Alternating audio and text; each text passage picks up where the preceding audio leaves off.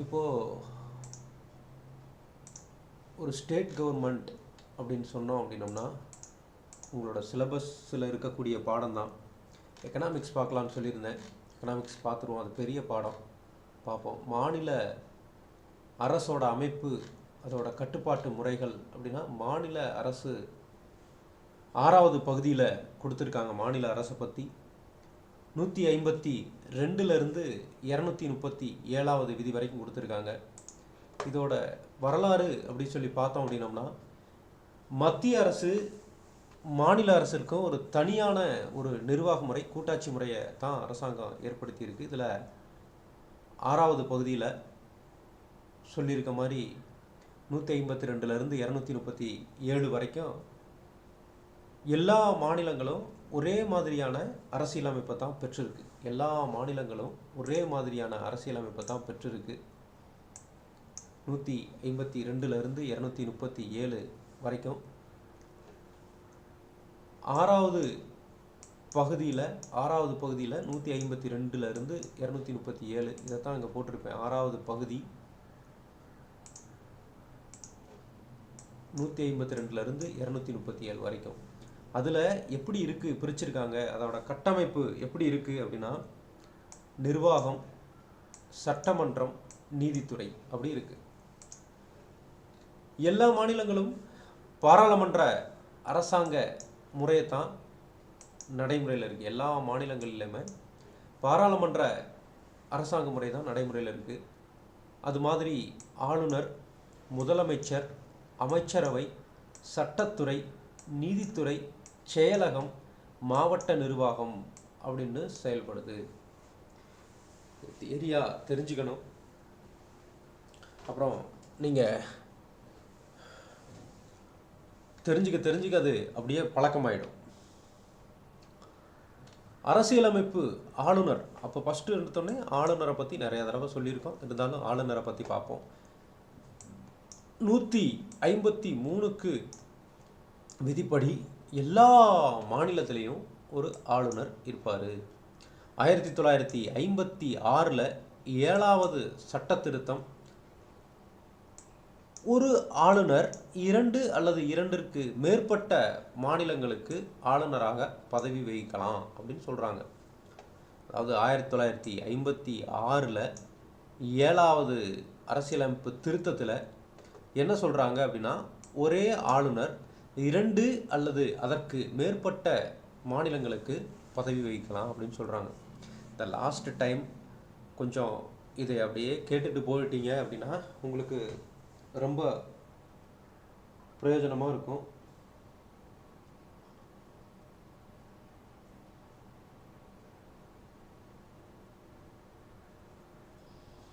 பாராளுமன்ற நடைமுறைக்கு இணங்க ஆளுநர் மாநிலத்தின் பெயரளவு தலைவராக இருப்பார். எப்படி இருக்கிறாரு அப்படின்னா, பெயரளவு தலைவராக தான் இருப்பார். பாராளுமன்றத்து நடைமுறைக்கு இணங்க ஆளுநர் மாநிலத்தோட பெயரளவு தலைவராக தான் இருப்பார். மாநிலத்தின் செயல்துறை அதிகாரம் யார்கிட்ட இருக்குது அப்படின்னா, ஆளுநர்கிட்ட தான் இருக்குது. மாநிலத்தோட செயல்துறை அதிகாரம் யார்கிட்ட இருக்குது அப்படின்னா, ஆளுநர்கிட்ட தான் இருக்குது. மாநிலத்தின் எல்லா செயல்துறை நடவடிக்கைகளும் இந்த ஆளுநரின் பெயரில் தான் நடைபடுத்தப்படுது. ஆளுநர் மாநிலத்தின் சட்டத்துறையின் ஒருங்கிணைந்த ஒரு பகுதியாக இருக்கிறாரு. இந்திய கூட்டாட்சி முறையில் மாநில அரசாங்கத்தின் தலைவராக இருக்கிறார். அரசின் தலைவராக இருக்கார். அரசின் பிரதிநிதி இரட்டை தன்மையை பங்கினை ஆளுநர் பதவிக்கு கொடுத்துருக்குறாங்க. இந்த ஆளுநர் எப்படி வந்திருக்கிறாங்க அப்படின்னா, 1639 மெட்ராஸ் ஆங்கிலேயரோட வசமாக இருக்குது. 1640 மெட்ராஸ் ஏஜென்சி அப்படின்ற ஒரு உருவாக்கியிருக்காங்க. ஆண்ட்ரூ கோகன் அதன் முதல் ஏஜெண்ட்டாக இருக்கிறார். 1940 ஆண்ட்ரூ கோகன். இது தேவையா அப்படின்னா, அந்த ஆளுநரோட போஸ்ட்டு எப்படி நம்மளுக்கு வந்துச்சு அப்படின்னு தெரியறதுக்காக வேண்டி இதை தெரிஞ்சுக்கங்க. அதுக்கப்புறம் உங்களுக்கு இந்த முக்கியமான விதிகள் இது மட்டுமே தெரிஞ்சால் போதும். இது மட்டுமே தெரிஞ்சால் போதும்னா 1 மார்க்குக்கு. அப்புறம் பார்த்துக்கலாம் அதை அப்படி. அப்போது புனித சார்ஜ் கோட்டை கவர்னர் தான் ஏஜெண்ட் அப்படின்னு அழைக்கப்படுறார். புனித சார்ஜ் கோட்டையோட கவர்னர் தான் ஏஜெண்ட் அப்படின்னு அழைக்கப்படுறார். 1684 வரை மெட்ராஸ் ஏஜென்சி அப்படிங்கிறது அந்த நிலவி இருக்குது. 1684 ஆகஸ்ட் 8 மெட்ராஸ் ஏஜென்சி மெட்ராஸ் பிரசிடென்சியாக தரம் உயர்த்தப்பட்டிருக்கு. 1684 8 மெட்ராஸ் ஏஜென்சி அப்படிங்கிறது மெட்ராஸ் பிரசிடென்சியாக தரம் உயர்த்தப்பட்டிருக்கு. 1785 பிப்ரவரி 12 பிரசிடென்சியாகவே நீடிச்சிருக்கு.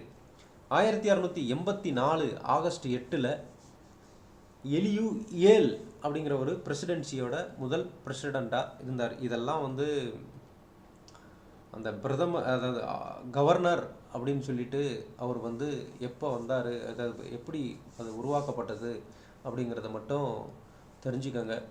அது இத்தனை பேரெல்லாம் உங்களுக்கு நினைவு கூர்றது கஷ்டம்தான். இந்தியா சுதந்திரம் அடைந்த போது மெட்ராஸ் மாகாண ஆளுநராக இருந்தவர். இந்தியா சுதந்திரம் அடைந்த போது மெட்ராஸில் இருக்கக்கூடிய மாகாணத்துக்கு ஆளுநராக இருந்தவர் சர் ஆர்சிபால்ட் எட்வர்ட் நை அப்படிங்கிறவர். இது மட்டும் தெரிஞ்சுக்கிட்டா போதும். முதல் கவர்னர் 1885 பிப்ரவரி 12 ஜார்ஜ் மெர்கன்ட்னி அப்படிங்கிறவர் மெட்ராஸ் மாகாணத்தின் முதல் கவர்னராக இருந்திருக்கிறாரு. 1885 ஆண்டு மெட்ராஸ் மாகாணம் உருவாக்கப்பட்டிருக்கு. அந்த பிரசிடென்ட்டுகள் கவர்னர்கள் என்று அழைக்கப்பட்டிருக்கார். 1785 இதோட வரலாறை தான் சொல்கிறேன். அந்த கவர்னர் அப்படிங்கிறவங்க எப்படி வந்தாங்க அப்படின்ட்டு. 1785 ஆண்டு மெட்ராஸ் மாகாணம் உருவாக்கப்பட்டிருக்கப்ப பிரசிடென்ட்டெல்லாம் கவர்னர் அப்படின்னு அழைச்சிருக்காங்க. அந்த கவர்னர் அப்படின்னு அழைச்ச கவர்னர் ஜார்ஜ் மெர்கான்ட்னி மெட்ராஸ், அதாவது முதல் மாகாண கவர்னர். அதுக்கடுத்து மெட்ராஸ் மாகாண ஆளுநர் இந்தியா சுதந்திரம் அடைஞ்சப்ப, இது ஸ்டார்டிங், அப்புறம் சுதந்திரம் அடைஞ்சப்போ, இது ரெண்டு தெரிஞ்சுக்கிட்டா போதும். வில்லிங்டன் பிரபு கவர்னராக இருந்த பொழுது மெட்ராஸ் மாகாணம் சட்டமன்றம் உருவாக்கப்பட்டிருக்கு. 1919 1924. இது ஹிஸ்ட்ரிக்காண்டி இது தெரிஞ்சுக்கணும். மெட்ராஸ் மாகாண சட்டமன்றம் எப்போ உருவாக்கப்பட்டிருக்கு அப்படின்னா 1919 1924.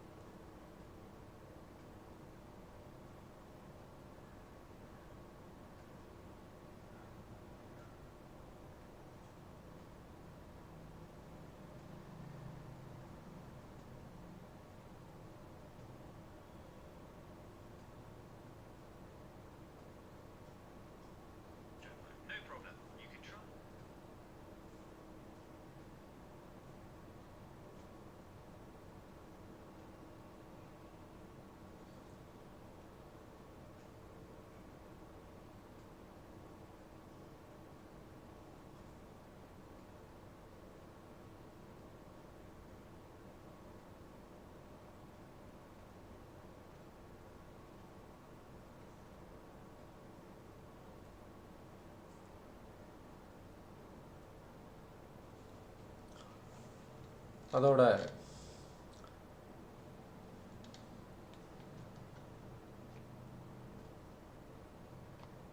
தமிழக சட்டமன்றம் எப்படி உருவாச்சு அப்படின்னு சொல்லி பார்த்தோம் அப்படின்னா 1861 பிரிட்டிஷ் அரசு இந்திய கவுன்சில் சட்டத்தை இயற்றினது மூலம் மெட்ராஸ் லெஜிஸ்லேட்டிவ் கவுன்சில் ஒன்று உருவாக்கியிருக்காங்க. 1861 இந்திய கவுன்சில் சட்டம், இதெல்லாம் எக்ஸாமில் கேட்டாங்க. இந்திய கவுன்சில் சட்டம், அதில் மெட்ராஸ் லெஜிஸ்லேட்டிவ் கவுன்சில் ஒன்று உருவாக்கப்பட்டுச்சு. 1861 பட்டய சட்டம் நான் உங்களுக்கு சொல்லியிருக்கேன். 1793 1793 813 33, அதுக்கடுத்து 53, அதுக்கடுத்து 58 விக்டோரியா மகாராணி 1858 விக்டோரியா மகாராணி பேரடிக்கு இந்த ரெண்டு விதமாக பிரித்து சொல்லியிருப்பேன். 1773 ஒழுங்குபடுத்தும் சட்டத்தில் இருந்து ஆரம்பித்து 1784 பிட் இந்தியா சட்டம், பட்டய சட்டம் அப்படின்னு சொல்லி வரிசையாக இது அந்த கிழக்கிந்தி கம்பெனி மேலே போடப்பட்ட சட்டங்கள். அதுக்கடுத்து இங்கே விக்டோரியா மகாராணி அறிக்கைக்கு அப்புறம் 1858 புரட்சிக்கு அப்புறம் விக்டோரியா மகாராணி அறிக்கை வந்துடும். அந்த அறிக்கைக்கு அப்புறம் போடக்கூடிய கவுன்சில் ஆக்ட் போடுவாங்க. அதுக்கடுத்து 58க்கு அடுத்து 61 கவுன்சில் சட்டத்தை இயற்றினது மூலம் மெட்ராஸ் லெஜிஸ்லேட்டிவ் கவுன்சில் ஒன்று உருவாக்கியிருக்காங்க. ஆரம்பத்தில் சென்னை மாகாண ஆளுநருக்கு ஆலோசனை வழங்கக்கூடிய ஒரு அவையாக தான் இது இருந்திருக்கு. இந்திய கவுன்சில் சட்டம் 1892 மூலம் அதன் உறுப்பினர் எண்ணிக்கையும் பொறுப்புகளும் அதிகரிச்சிருக்கிறாங்க. இப்போ பாருங்கள், நான் இப்போ பிரிட்டிஷ் பார்லிமெண்டம் இப்போ ஃபஸ்ட்டு கிழக்கிந்திய கம்பெனி மேலே பிரிட்டிஷ் கம்பெனி சட்டம் போட்டுக்கிட்டே இருந்தாங்க. அதுதான் 1773 1853 கடைசி பட்டய சட்டம் அது வரைக்கும் இருந்தது. அதுக்கப்புறம் பார்த்தோம்னா பிரிட்டிஷ் பாராளுமன்றமே நேரடியாக இந்த சட்டங்களை போட ஆரம்பிச்சிச்சு. அதுக்கு ஒரு அப்போ 1800 விக்டோரியா மகாராணி பேரறிக்கையில் இருந்து அப்போ போடும்போது ஃபஸ்ட்டு 1858 போட்டாங்க. அதுக்கடுத்து 1861 போட்டப்போ மெட்ராஸ் லெஜிஸ்லேட்டிவ் கவுன்சில் உருவாக்கியிருக்காங்க. அதுக்கடுத்து 1892 எண்ணிக்கைகளும் பொறுப்புகளும் அதிகமாக இருக்குது. 1909 இதன் உறுப்பினர்கள் மறைமுகமாக தேர்ந்தெடுக்கப்பட்டிருக்காங்க. 1909 பரிணாம வளர்ச்சி, அதாவது உங்களோட தலைப்பு தமிழ்நாடு நிர்வாகத்தோட இயல்பு, அதோட பரிணாம வளர்ச்சி. அந்த பரிணாம வளர்ச்சி இது நான் முன்னாடியே தியரியில் நடத்தியிருக்கேன். இருந்தாலும் திருப்பி ஒரு தடவை சொல்லிட்டோம்னா உங்களுக்கு சீக்வென்ஸாக போயிடும். அப்படிங்கிறது தான் அந்த பரிணாம வளர்ச்சியை பற்றி தான் சொல்கிறோம் நம்ம. அதுக்கடுத்து 1909 மறைமுகமாக தேர்தல்கள் மூலம் தேர்ந்தெடுக்கப்பட்டிருக்கிறாங்க. 1920 முதல் 1937 வரை சென்னை மாகாணத்தில் இரட்டை ஆட்சி முறை அமலில் இருந்திருக்கு. 1920 37 வரைக்கும். இதுக்கடுத்து இந்திய அரசியலமைப்பு சட்டம் 1919 இயற்றப்பட்ட பின் சென்னை மாகாணத்தில் 1921 முதலாக தேர்தல் நடத்தப்பட்டு சட்டப்பேரவை அமைக்கப்பட்டுச்சு. இதுவும் ஒரு முக்கியமான ஒரு நம்மளுக்கு கொஸ்டின் வரும் வராது அப்படின்னு நினச்சி படிக்காதீங்க. உங்களுக்கு ஒரு சிலபஸ் கொடுத்துருக்குறாங்க. அந்த சிலபஸை உள்ள நாலேஜை டெவலப் பண்ணணும்னு பாருங்கள். இது உங்களுக்கு லாஸ்ட் டைம் நிறைய ப்ரெஷர் இருக்கும். பார்த்தீங்க அப்படின்னா தமிழில் கிட்டத்தட்ட இன்னைக்கு 20வது டெஸ்ட்டு மேடம் போட்டிருப்பாங்க. அதில் எழுதியிருப்பீங்கன்னு நினைக்கிறேன்.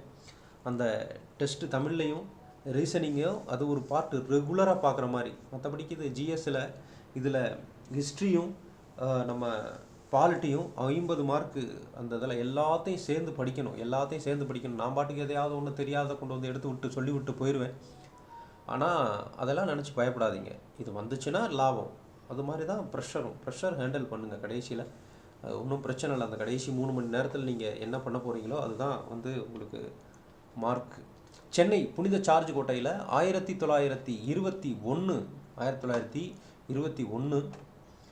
ஜனவரி 9 சட்டமன்றத்தில் முதலாவது கூட்டம் நடந்துச்சு. 1921 ஜனவரி 9 சென்னை சட்டமன்றத்தில் முதலாவது கூட்டம் நடந்துச்சு. புனித சார்ஜ் கோட்டை 1921 ஜனவரி 9 சென்னை சட்டமன்றத்தில் முதலாவது சட்டமன்றம் கூட்டம் நடந்துச்சு. அப்போது ஆளுநராக வெல்லிங்டன் பிரிவு வேண்டுகோளின் பேரில் கர்னாட் கோமகன் சென்னை மாகாண சட்டமன்றத்தை ஜனவரி 12 துவக்கி வைக்கிறார். இதெல்லாம் உங்களோட பரிணாம வளர்ச்சியில் வந்துடும். பரிணாம வளர்ச்சி அதாவது தமிழ்நாடு நிர்வாகத்தோட இயல்பு, அதோட பரிணாம வளர்ச்சி. அந்த பரிணாம வளர்ச்சியில் இந்த தலைப்பு கொடுத்துருக்குறாங்க இல்லையா, இவங்க இது நிறைய தலைப்பு கொடுத்துருக்குறாங்க. அதில் ஒரு 30 மார்க்கு கேட்க போகிறாங்க. அதில் எது வேணாலும் கேட்கலாம். பட் நம்மளோட நாலேஜை டெவலப் பண்ணிக்கிட்டே இருக்கணும். இந்த சட்டப்பேரவையின் ஆட்சி காலம் 3 ஆண்டுகளாக இருந்துச்சு. 1935 பிரிட்டிஷ் அரசு இந்திய அரசாங்க சட்டம் ஒன்று நிறைவேற்றுறாங்க. 1935 37 ஏப்ரல் 1 அது அமலுக்கு வருது. இதெல்லாம் குரூப் 1லேயே இதை டைரெக்டாகவே கேட்டிருந்தாங்க. 1935 இந்திய அரசு சட்டம் அப்படின்னு சொல்லிட்டு 15 மார்க்கில் கேள்வி கேட்டிருந்தாங்க. அந்த 15 மார்க் கேள்வி தான் அந்த 1935 சட்டம். அது மாதிரி 19 கேட்கலாம். 19 கவுன்சில் ஆக்ட் 1861 இந்த கவுன்சில் ஆக்ட் 92 இதெல்லாம் கவுன்சில் ஆக்ட். இதையெல்லாம் கேட்கலாம். இதெல்லாம் அரசியலமைப்போட பின்னணியில் வரும். இருந்தாலும் நீங்கள் ஒன்றொன்னா நினச்சி படிச்சுக்கிட்டிங்கனாக்கா நல்லது. சில விஷயங்கள் நீங்கள் ஏற்றுக்கிட்டு தான் ஆகணும். அவசரப்படக்கூடாது. நம்மளுக்கு உடனே கிடச்சிடும். நான் என்னோடய வாழ்க்கையில் நிகழ்ந்த இதை தான் சொல்கிறேன். அவசரப்பட்டோம் அப்படின்னா ஒரு கதை கூட இருக்குது. அது என் வாழ்க்கையில் நடந்ததே. அப்போது ஒருத்தர் ஒரு கலையை கற்றுக்கணும் அப்படின்னு நினைக்கிறாரு. குருகிட்ட போய் கேட்குறாரு, சார் நான் கற்றுக்கணும், கராத்தேன்னு கூட வச்சுக்கோங்களேன், அந்த கராத்தையை கற்றுக்கணும் அப்படின்னு சொல்கிறாரு. அவர் உடனே என்ன சொல்கிறாரு அப்படின்னா, ரைட்டு ஓகேப்பா, ஒரு நாளைக்கு 6 மணி நேரம் பயிற்சி எடுத்து அப்படின்னா 1 வருஷத்துக்குள்ளே இந்த கராத்தையை கற்றுக்கலாம், நீங்கள் கற்றுக்குங்க. அவர் கேட்குறாரு. அவர் இல்லை குருவே, நான் ஒரு நாளைக்கு 12 மணி நேரம் பயிற்சி பண்ணிவிட்டு எனக்கு 6 மாதத்துக்குள்ளே உங்களால் சொல்லித்தர முடியுமா அப்படின்னு சொல்லி கேட்குறாரு. அதுக்கு அந்த குரு சொல்கிறாரு, அப்படியா, அப்படி பண்ணினா இன்னும் 2 வருஷம் ஆகும் அப்படின்னு சொல்லிட்டார். இதுக்கு அர்த்தம் எனக்கு புரியும். இப்படி தான் ஒரு பரீட்சைக்கும் அவசரப்பட்டுக்கிட்டே இருப்பேன்.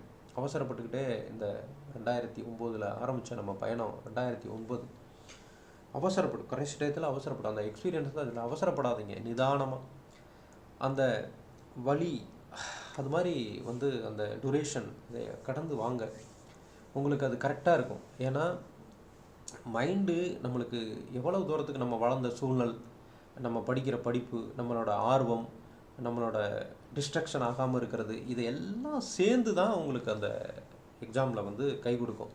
அப்படின்னா நினச்சிடலாம், அப்படி இது பண்ணிடலாம், அப்படி கடைசி நேரத்தில் ஷார்ட்கட் போட்டுடலாம், அப்படி போட்டுடலாம், அப்படி எல்லாம் இல்லை, கிடையவே கிடையாது. உங்களோட நாலேஜ், அந்த நாலேஜு, உங்களோட அறிவுத்திறன், அந்த புத்தி கூர்மை, அப்புறம் அந்த இன்டெலிஜென்ட், இதெல்லாம் சேர்ந்து தான் உங்களுக்கு வரும். அதை வளர்த்துக்கணும் அப்படின்னோம்னா அதுக்கு அதை தான் சொல்கிறேன்ல, அந்த நாள் உங்கள் மூளைக்கு ஏற்றுக்க வரைக்கும் பொறுமையாக இருங்க, பதட்டப்படாதீங்க, நிதானமாக இருங்க, எல்லாமே நல்லபடியாக தான் நடக்கும். அதை உங்கள் மூளை எல்லாத்தையும் அக்செப்ட் பண்ணும். அதில் நீங்கள் என்ன பதவி நினைக்கிறீங்களோ அந்த பதவிக்கு டெஃபினட்டாக போவீங்க. அந்த ஸ்கில்லை மட்டும் டெவலப் பண்ணிக்கோங்க. சரி, ஓகே. இந்த சட்டத்தின்படி சென்னை மாகாணத்தின் 2 அவைகளை கொண்ட சட்டமன்றம் அமைக்கப்பட்டது. ஆளுநர்கள் 2 அவைகளை கொண்ட சட்டமன்றம் விளங்கியதாக இருந்திருக்கு. இந்திய அரசியலமைப்பு சட்டம் 1935 215 உறுப்பினர்கள் கொண்ட சட்டப்பேரவையும் 56 உறுப்பினர்கள் கொண்ட சட்ட மேலவையும் உருவாக்கியிருக்காங்க. இந்த சட்டத்தின்படி தேர்தல் நடத்தப்பட்டு ஜூலை 1937 முதல் சட்டப்பேரவை பதவியேற்றிருக்கு. 2ஆம் உலகப் போரில் ஆங்கிலேயர்கள் இந்தியாவை கேட்காமலே ஈடுபடுத்தினதுனால 1939 அக்டோபர் சென்னை மாகாண அமைச்சரவை பதவி விலகிச்சு. இது உங்களுக்கு நல்லாவே ஹிஸ்ட்ரியிலையும் படிச்சிருப்பீங்க. நம்ம ராஜாஜி பதவி விலகியிருப்பார். 1946 2வது சட்டமன்றம் அமைக்கப்பட்டது. 1946 2வது சட்டமன்றம் அமைக்கப்பட்டது. இந்திய அரசியலமைப்பு சட்டப்படி சென்னை மாநிலத்தின் பொது வாக்களிப்பு உரிமையின் அடிப்படையில் பொது தேர்தல் 1952 ஜனவரி மாதம் தொடங்கப்பட்டு மார்ச் 1 1952 பிறகு முதல் சட்டப்பேரவை அமைக்கப்பட்டிருக்கு. இதுதான் உங்களோட இந்த தமிழ்நாடு பரிணாம வளர்ச்சி. அப்போ அந்த நிர்வாகத்தின் அமைப்பு அப்படின்னு ஒரு தலைப்பு கொடுத்துருக்காங்க. இது பரிணாம வளர்ச்சி. அந்த தமிழ்நாடு நிர்வாகம் அதோட பரிணாமம் எப்படி வளர்ந்துருக்கு அப்படின்ட்டு, அதோட நிர்வாகம் எப்படி இருக்குது அப்படி சொல்லி பார்த்தோம்னா, நிர்வாகம், சட்டமன்றம், நீதித்துறை, மாநில அரசை பற்றி 6வது பகுதியில் சொல்லியிருக்காங்க. விதி 152 237 வரைக்கும். இதில் யார் இருக்காங்க அப்படின்னா, நிர்வாகத்தில் ஆளுநர் இருக்கார். 152 67 விதி வரைக்கும் முதலமைச்சர் இருக்கார், அமைச்சரவை இருக்காங்க. இதில் ஆளுநரை பற்றியும் முதலமைச்சரை பற்றியும் நான் நல்லாவே சொல்லியிருந்தேன். அதுக்கடுத்து சட்டமன்றம் 168 213 வரைக்கும் இருக்குது. சட்ட மேலவை 171, கீழவை 170 படி சட்ட மேலவை, கீழவை இருக்குது. நம்ம நாட்டில், தமிழ்நாட்டில் கீழவை மட்டும்தான் இருக்குது, மேலவை இல்லை. நீதித்துறை 214 முதல் 234. இதில் எப்படி ஸ்ட்ரக்சர் இருக்குது அப்படின்னா, உயர்நீதிமன்றம், மாவட்ட நீதிமன்றம் மற்றும் செஷன்ஸ் நீதிமன்றங்கள் இருக்குது. இதெல்லாம் யார் அப்பாயின்மெண்ட் பண்ணுறா அப்படின்றது ஒரு காமனான நாலேஜ். இப்போ எடுத்தடுப்புலேயே அப்படிலாம் பார்த்து ஐயோ என்னென்னமோ படமெல்லாம் போட்டு வச்சுருக்கேன் அப்படிலாம் அடிப்படை நாலேஜ் உங்களுக்கு தெரிஞ்சாலே போதும். மாநில 153 ஆளுநர் இருக்கணும் அப்படின்ட்டு அரசின் தலைவராக இருக்கார், மத்திய அரசின் முகவராக இருக்கார், பெயரளவு தலைவராக இருக்கார் ஆளுநர். அதான் 153. மாநில ஆளுநர் நியமனம் அப்படின்னா குடியரசுத் தலைவர் நியமனம் பண்ணுவார் 155வது விதிப்படி. இவரோட பதவி காலம் பற்றி சொல்லக்கூடிய விதி வந்து 156. 5 ஆண்டுகள் அல்லது குடியரசுத் தலைவர் விருப்பம் இருக்க வரைக்கும் இவர் பதவி வகிக்கலாம். ஆனால் இவரை பதவி நீக்கம் பண்ணுற உரிமை வந்து குடியரசுத் தலைவர் தான் இருக்குது. இவரோட தகுதிகளை பற்றி என்ன சொல்லியிருக்காங்க, எந்த விதியில் சொல்லியிருக்காங்கன்னா 157ல் சொல்லியிருக்காங்க. இவரோட அதிகாரம் என்னென்ன அதிகாரங்கள் இருக்குது அப்படி சொல்லி பார்த்தோம்னா, நிர்வாக அதிகாரம், சட்டமன்ற அதிகாரம், நிதி அதிகாரம், நீதி அதிகாரம், தன்விருப்ப அதிகாரம், இதெல்லாம் இவரோட அதிகாரங்களில் சொல்கிறோம். நம்ம இவரோட அதிகாரங்கள் யார், நம்ம கவர்னரோட அதிகாரங்கள். இதுதான் வந்து இதோட கட்டமைப்பு, நிர்வாகத்தின் முக்கிய அம்சங்கள் இதோட கட்டமைப்பு. இவங்களை பற்றி தெரிஞ்சுக்கிட்டீங்க அப்படின்னா, நிர்வாக அதிகாரம் அன்னைக்கு நான் வந்து தியரியாக நான் சொன்னேன். அதுக்கடுத்து நான் சொல்லியிருக்கேன், இதை மைண்ட் மேப்பாக நான் சொல்லிடுவேன் அப்படின்னு சொல்லிட்டு. கடைசியில் இதுக்குரிய கேள்விகளும் சொல்லிடுவேன் அப்படின்னு சொல்லிட்டு. அது மாதிரி ஓரளவு தலைப்புகள் எனக்கு சீக்வென்ஸாக இதை 2 பாடத்தையாவது அட்லீஸ்ட் முடிச்சிட்டேன் அப்படின்னா ஒரு 50 மார்க் உங்களுக்கு ரொம்ப யூஸ்ஃபுல்லாக இருக்கும். 154 இவர் நேரடியாகவோ அல்லது இவங்க அலுவலர்கள் மூலமாகவோ இவங்க வந்து தன்னோட நிர்வாகத்தை பண்ணுவார். அந்த நிர்வாகத்தில் இருக்கக்கூடிய முக்கியமான நியமனங்களை இவர் தான் நியமனம் பண்ணுவார். அதுக்கடுத்து பார்த்தோம் அப்படின்னா, ஜனாதிபதி ஆட்சி எமர்ஜென்சி வந்துச்சுன்னா அவர் சார்பாக 356வது விதிப்படி ஆளுநர் தான் ஆட்சியை நடத்துவார். முதலமைச்சரையும் பிற அமைச்சர்களையும் நியமனம் பண்ணுறாரு. விதி 164 பிரகாரம் முதலமைச்சரையும் பிற அமைச்சர்களையும் நியமனம் பண்ணுறாரு. மாநில தலைமை தேர்தல் ஆணையரை நியமனம் பண்ணுறாரு. அரசு வழக்கறிஞர், தலைமை வழக்கறிஞர் 165 படி இவர் நியமனம் பண்ணுறாரு. மாவட்ட நீதிபதிகளை நியமனம் பண்ணுறாரு. டிஎன்பிஎஸ்சி தலைவரை நியமனம் பண்ணுறாரு. பழங்குடி நல அமைச்சகத்தில் நியமனம் பண்ணுறாரு. பல்கலைக்கழக துணை வேந்தரை நியமனம் பண்ணுறாரு. இதுதான் இஷ்யூ அப்படின்னு சொல்லிட்டு அந்த தியரி சொல்லும் போதே நான் சொல்லியிருந்தேன். இது வந்து இவரோட நிர்வாக அதிகாரம். சட்டமன்ற அதிகாரம், சட்டமன்றத்தில் ஃபஸ்ட்டு இதெல்லாம் வந்து நான் சொல்லியிருந்தேன். ஒரு தடவை 2018 குரூப் 2 மெயின்ஸ் எக்ஸாம் நான் எழுதும் பொழுது அந்த எக்ஸாமில் நிதி அதிகாரம் கேட்டிருந்தாங்க. ஆளுநரோட நிதி அதிகாரம் இப்போல்லாம் 8 மார்க்கு, 3 மார்க்கு, 15 மார்க்கு, 30 மார்க்கு அப்படி தான் இருக்கும். அந்த இதில் 8 மார்க்கில் 15 கொஸ்டின் கேட்பாங்க. அந்த நீங்கள் இப்போ எழுத போகிற மெயின்ஸ் கொஸ்டினில் 8 மார்க்கில் 15 கொஸ்டின் கேட்பாங்க. அந்த கொஸ்டினில் இதை கேட்டிருந்தாங்க. ஸோ நம்ம நினைக்கலாம் எல்லாமே இதெல்லாம் விட டஃப்பாக கேட்பாங்க அப்படி இப்படின்னு. சில விஷயங்கள் டஃப்பாக கேட்பாங்க. ஒன்று சொல்கிறோம்ல, ட்ரெண்டிங் அப்படின்னு சொல்கிறோம்ல, என்ன தான் ட்ரெண்டிங் மாறி இருந்தாலும் அடிப்படை கட்டமைப்பு உங்களுக்கு எப்போவுமே மாறாது. அது ட்ரெண்டிங்கிறது அடிப்படை கட்டமைப்பிலிருந்து ஸ்ட்ரக்சர் மாறி இருக்கலாமே ஒழிய அந்த பேசிக்கான சில விஷயங்கள் தெரிஞ்சுதான். ஆனால் அந்த பேசிக்கான விஷயங்கள் தான் இது. 2வது பாலிட்டி போட்டித் தேர்வுக்கு படிக்கக்கூடிய அனைவருக்கும் எளிமையான ஒரு சப்ஜெக்ட் தான். இருந்தாலும் அந்த எளிமையான சப்ஜெக்ட்னு தான் நானும் போவேன். பார்த்தோம்னா அங்கே போய்ட்டு 1 மார்க்கில் ஏதாவது ஒன்று தப்பு பண்ணிட்டு வந்துடுவேன். ஸோ அதனால் எதுவுமே நல்லா படிக்க தான் வந்து உங்களோட நாலேஜ் வந்து சிறப்பாக அமையும். சட்டமன்றத்தோட அதிகாரம் வந்து கூட்டம் கூட்டுதல் அல்லது கலைத்தல் 174. மேலவைக்கு 6ல் ஒரு பகுதி, சட்ட மேலவைன்னு இருந்துச்சுன்னா, தமிழ்நாட்டில் இல்லை இருந்துச்சுன்னா அதில் 6ல் ஒரு பங்கு வந்து இவர் தான் நியமனம் பண்ணுவார். சிறப்புரை ஓட்டுவார்.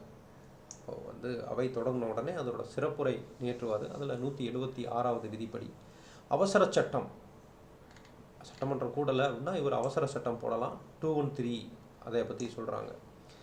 ஆங்கிலோ இந்தியனை அந்த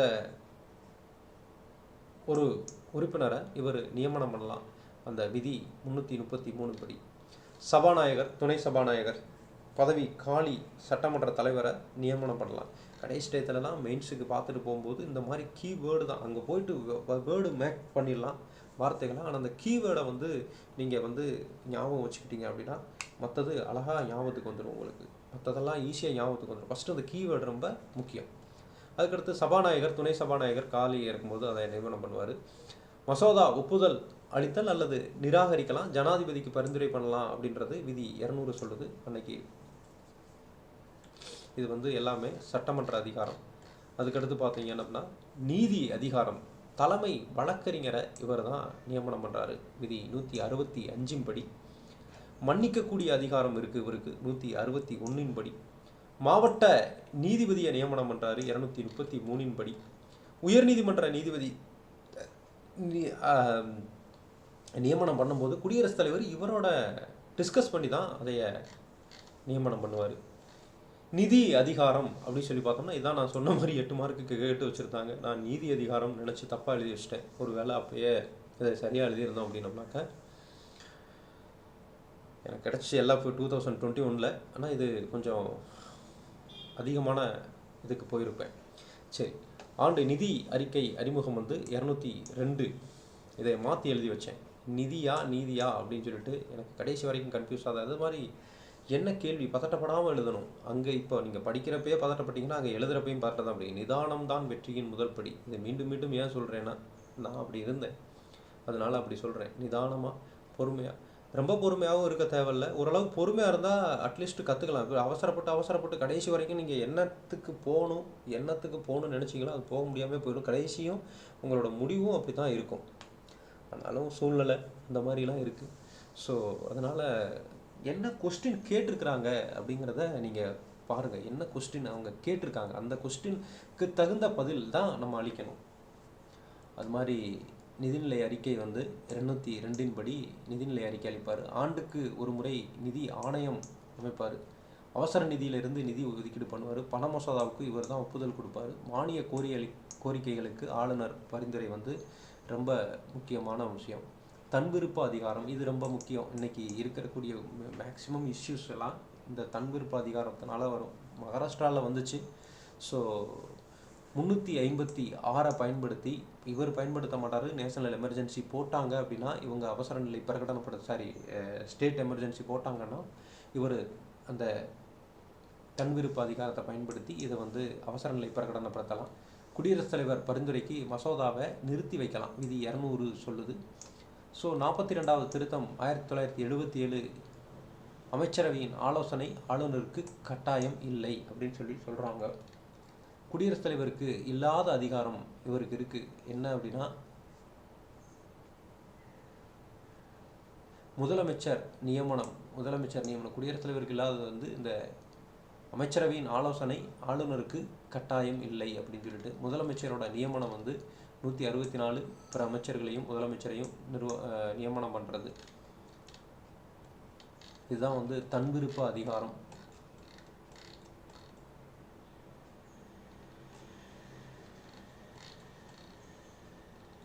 அதுக்கடுத்து முதலமைச்சர்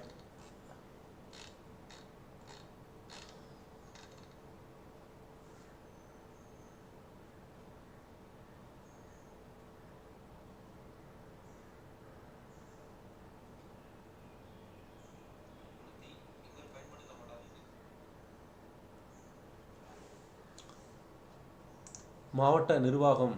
அதுக்கடுத்து இருக்கக்கூடியது முதலமைச்சர், அமைச்சர்கள், அதை கொஞ்சம் பார்த்துக்கோங்க. அதுக்கடுத்து மாவட்ட நிர்வாகம் அன்றைக்கே சொல்லியிருப்பேன். மாவட்ட ஆட்சியர் எல்லாத்தையும் பற்றி சொல்லியிருப்பேன். அதோட தியரியும் எடுத்து வச்சுருக்கேன். மாநில அரசு மாவட்ட நிர்வாகம் மக்கள் நலம் சார்ந்த திட்டத்தில் மாநில நிர்வாகத்தின் பங்குன்னு. வருவாய் ஆய்வாளர் அவரோட செயல்பாடுகள் உங்களுக்கு கொடுத்துருக்குறாங்க. வருவாய் ஆய்வாளர் அதை அடுத்து பார்ப்போம். வருவாய் ஆய்வாளர் அவரோட டியூட்டிஸ். மண்டல அதிகாரி, ஒரு மண்டல அதிகாரியின் பணி என்ன அப்படின்னு சொல்லிட்டு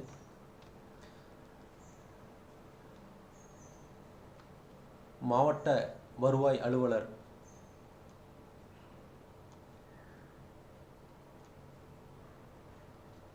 மாவட்ட ஆட்சியர் அவரோட பணி, வட்டார வளர்ச்சி அலுவலர் அவரோட பணி. இதுதான் உங்களோட தலைப்பில் கொடுத்துருக்குறாங்க. அது அடுத்த தலைப்பு. அதுக்கு முன்னாடி இருக்கக்கூடிய தலைப்பு வந்து இந்த தலைமைச் செயலாளர், செயலகம், கூடுதல் தலைமைச் செயலாளர். இதை பார்த்துட்டு இதை பார்ப்போம். அதுதான் நல்லாயிருக்கும் அப்படின்னு நினைக்கிறேன். ஏன்னா வரிசையாக முடிச்சுட்டு போயிட்டோம்னா உங்களுக்கு கொஞ்சம் நல்லாயிருக்கும். கடைசியாக 1 மார்க் பார்ப்போம்.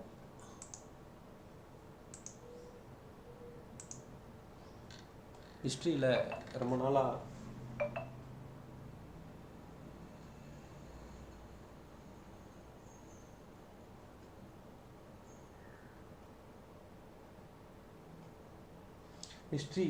நாளாக வந்து பார்க்காம இருக்கக்கூடிய ஒன்றா இருக்குது. சும்மா லாஸ்ட் டயத்தில் 1 மார்க் அது ஹிஸ்ட்ரி கேட்குறேன். அதில் பதில் சொல்லுங்கள். ஏன்னா ஹிஸ்ட்ரி பார்க்காம போயிட்டோம் அப்படின்னோம்னா ஹிஸ்ட்ரியிலையும் 20 மார்க் உங்களுக்கு கேட்பாங்க. ஹிஸ்ட்ரி ரொம்ப முக்கியம். ஹிஸ்ட்ரி முன்னாடியெல்லாம் அவ்வளோ தூரத்துக்கு இம்பார்ட்டன்ட் இல்லை. இப்போ ஹிஸ்ட்ரி தெரிஞ்சாதான் ப்ரிலிமினரி நல்லாவே பாஸ் பண்ணி எந்த சப்ஜெக்டையும் அவாய்ட் பண்ணிட்டு போக முடியாது. இருந்தாலும் ஹிஸ்ட்ரியோட 1 மார்க்கையும் அப்பப்போ இடையில கேட்குறேன். என்னால் முடிஞ்ச அளவுக்கு உங்களுக்கு ரிவிஷன் டைப்பில் பண்ணுறதுக்கு முயற்சி பண்ணுறேன். திப்பு சுல்தான், அதாவது சில விஷயங்கள் நான் முன்னாடியே சொன்ன மாதிரி தான், கதை சொல்ல விருப்பப்படலை. சிம்பிளாக இருக்கிற மாதிரி இருக்கும், அங்கே தான் நம்ம தப்பு பண்ணுவோம். ஸோ இது தேவைப்பட்டால் அப்படியே ஞாபகம் வச்சுக்கோங்க. நம்ம அந்த குரூப் 1 கொஸ்டின்லலாம் நான் சிம்பிளான கொஸ்டினை தப்பு பண்ணிட்டு வருவேன். அந்த மாதிரி இந்த இயர் அதுக்கெல்லாம் ஞாபகம் வச்சுக்கோங்க. லாஸ்ட் டயத்தில் இது உங்களுக்கு யூஸ்ஃபுல்லாக. திப்பு சுல்தான் எப்போ கொல்லப்பட்டிருக்கிறாரு அப்படின்னா 1799 கொல்லப்பட்டிருக்கிறாரு.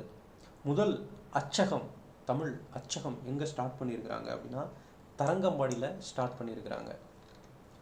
வேலூர் புரட்சி நடைபெற்ற போது சென்னை மாகாணத்தின் ஆளுநராக இருந்தவர் யார் அப்படின்னா, வேலூர் புரட்சி உங்களோட சிலபஸில், அதாவது உங்களோட வரலாறு சிலபஸில் இருக்குது. வேலூர் புரட்சி நடைபெற்ற போது சென்னை மாகாணத்தின் ஆளுநராக இருந்தவர் வில்லியம் பெண்டிங் பிரபு.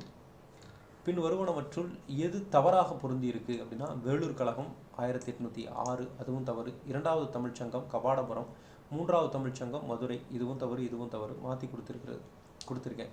அது தென்னிந்திய புரட்சி 1801. ஸோ எல்லாமே தவறு. ஆனால் இது இங்கே, இது இங்கே, இது இங்கே, இது இங்கே. ஸோ பார்த்துக்கோங்க. வேலூர் கழகம் ஏற்பட்ட நாள் ஜூலை 10, 1806. இதுதான் ஆப்ஷன்.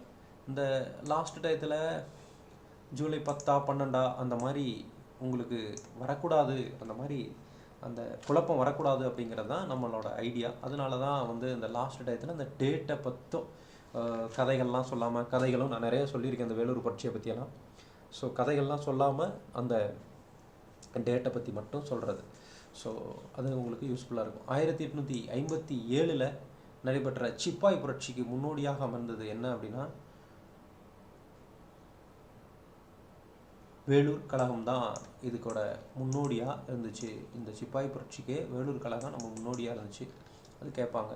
திப்புவின் 2வது மகன் யார் அப்படின்னா பதேக் ஹைதர் அப்படிங்கிறவர் தான் திப்புவின் 2வது மகன்.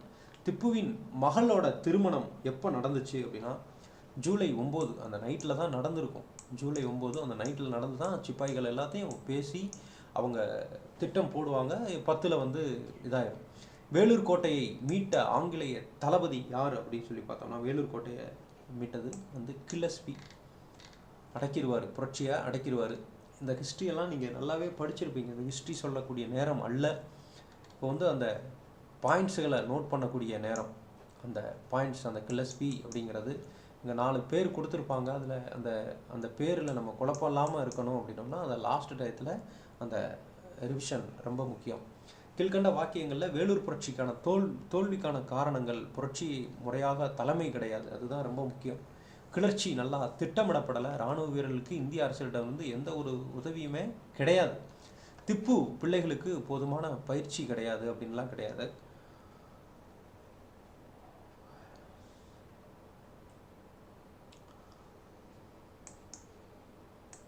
அப்போது இந்த 4 கூற்றுமே சரியான கூற்று. அதாவது வேலூர் புரட்சி உங்களோட தலைப்பில், ஹிஸ்ட்ரி தலைப்பில், ஏன்னா பாலிட்டி நடத்தணும்னா ஹிஸ்ட்ரியை பற்றி சொல்கிறேன் அப்படின்ட்டு நினைக்காதீங்க. நான் சயின்ஸை கூட உங்களுக்கு ரிவிஷன் பண்ணி விடுவேன். ஏன் அப்படின்னா இது பாஸ் பண்ணியிருக்கவங்க எத்தனை பேர் பார்க்குறீங்கன்னு தெரியல. அந்த பாஸ் பண்ணவங்களுக்காக வேண்டி போடக்கூடிய வீடியோ இது முடியட்டும். அப்படியே ஒரு டாப்பிக்காக அந்த உங்களோட குரூப் 1 கேட்டாலும் சரி, குரூப் 4 கேட்டாலும் சரி, என்னை பொறுத்தளவில் குரூப் 4 தான் வரும்னு நினைக்கிறேன். என்ன காரணம் அப்படின்னா, இப்போது குரூப் 1க்கெல்லாம் ரிசல்ட் போடலை. அதே மாதிரி குரூப் 2 ஒன்றும் முடியவே இல்லை. 8ஆம் தேதி உங்களுக்கு இப்போ படிச்சுக்கிட்டு இருக்கீங்க. ஸோ குரூப் 4 தான் முன்னாடி வரும். அந்த இதுக்கு வந்து ரெகுலராக நான் வந்து அந்த 10 டாப்பிக்கை வரிசையாக போட்டு விடலாம். வேலூர் கழகம் 18-19ஆம் நூற்றாண்டின் சமூக சீர்திருத்த இயக்கங்கள், பாளையக்காரர்கள் புரட்சி அப்படின்னு இருக்குது. அதனோட கொஸ்டின் தான் நான் இது.